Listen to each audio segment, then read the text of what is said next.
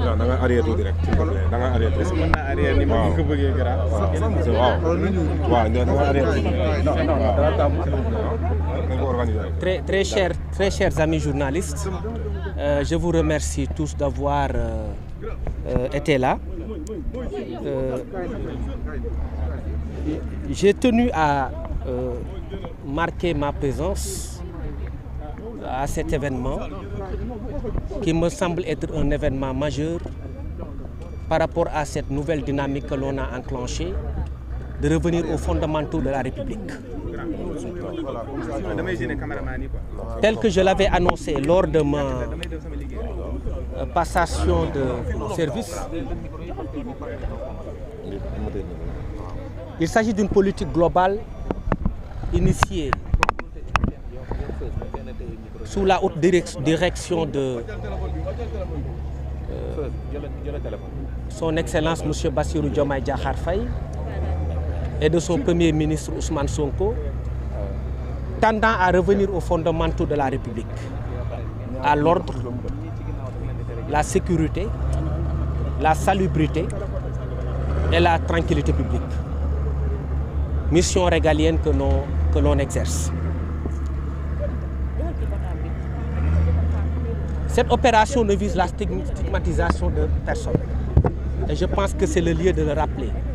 Il s'agit d'une politique globale de lutte contre l'occupation anarchique de l'espace public qui a été constatée depuis un temps assez long et que l'on a laissé perdurer de sorte que le Sénégalais pense que c'est une situation normale.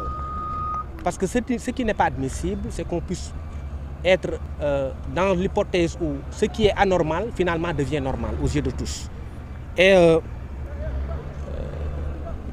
il est important, donc, de revenir aux règles de civisme, de discipline et d'ordre.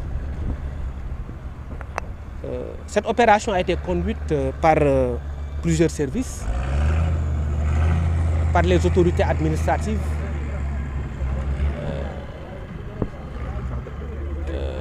la Direction générale du cadre de vie, par nos partenaires et également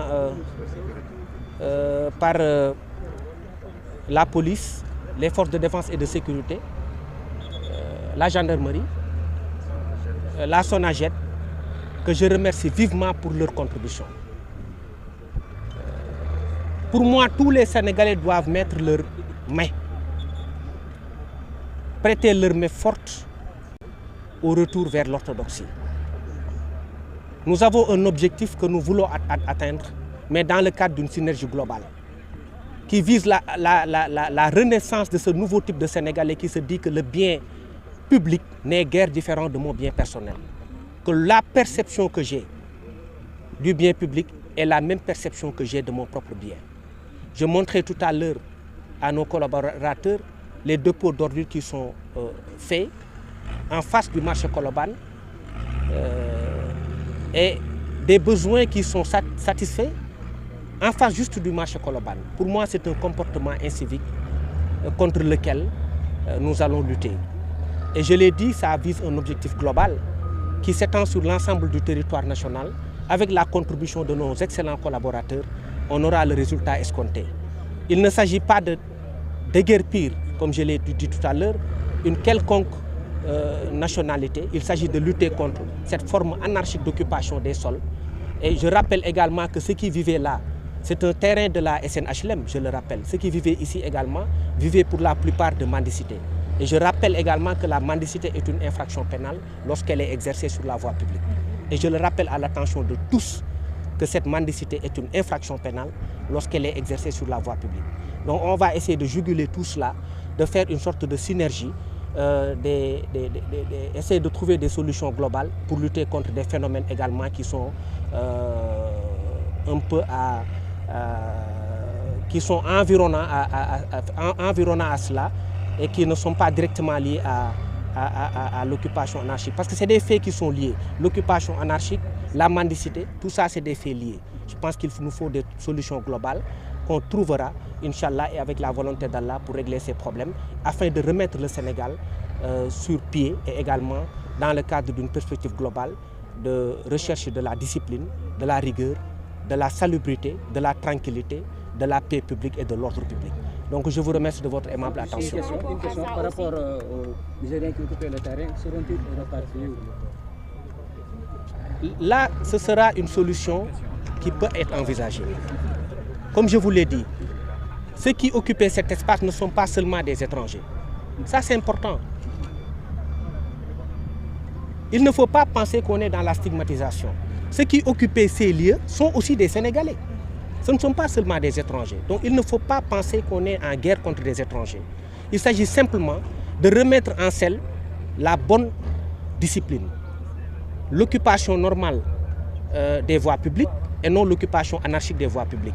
C'est tout. Donc on a constaté que ça, c'est le cas également sur certaines zones du territoire national et des solutions seront apportées. Mais il ne s'agit pas, comme je vous l'ai expliqué, de stigmatiser quelque communauté que ce soit. La plupart de ces actions...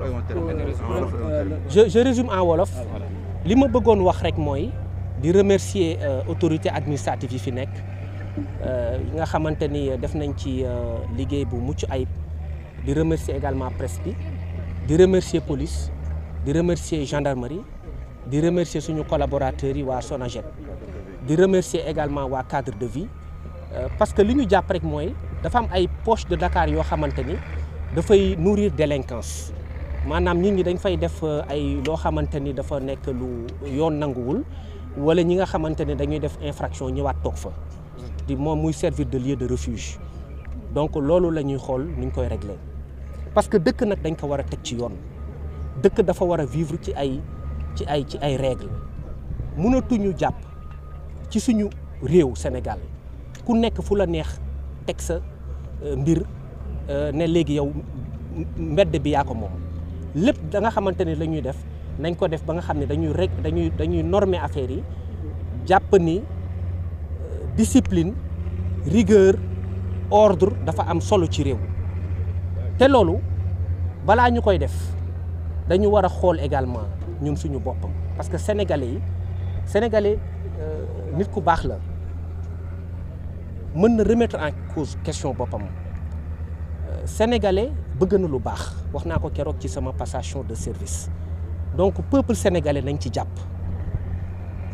ci defar dëkk bi nañ jàpp ci lutter contre anarchie bi fi am bi nga xamante ni constaté nañ ko depuis longtemps bien que de temps en temps yi également am na amélioration donc loolu nañ ko continuer ba nga xamante ni dëkk bi dina tegu ci yoon parce que ñun loolu lañ bëgg dañu bëgg a servir le sénégalais indi benn esprit boo xam ne dafa bees lu insufflé loo xamante ni day permettre lépp ñu teg ko ci yoon terrain bii ngeen gis waa SNHLM ñoo ko moom ba ñu constaté ni dafa am ay occupation irrégulière ñu gis ni ñi fi nekk du ñu ay nationalité étrangère kese parce que am na ay sénégalais yu fi nekk donc ñu ne léegi dañ koy dindi delloo ko waa SNHLM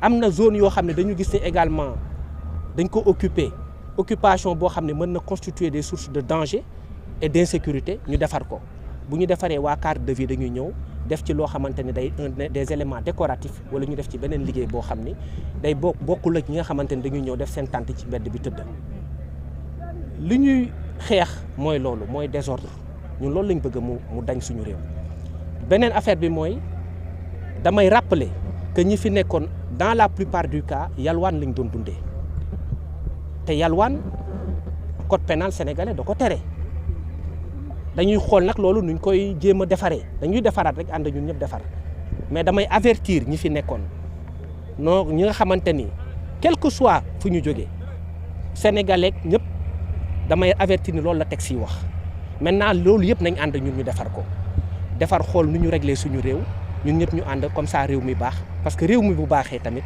ñun ñëpp la baaxal donc là loolu laa amoon lu may wax di remercier ñi ñëw ñëpp di leen sant di leen gërëm jërëjëf.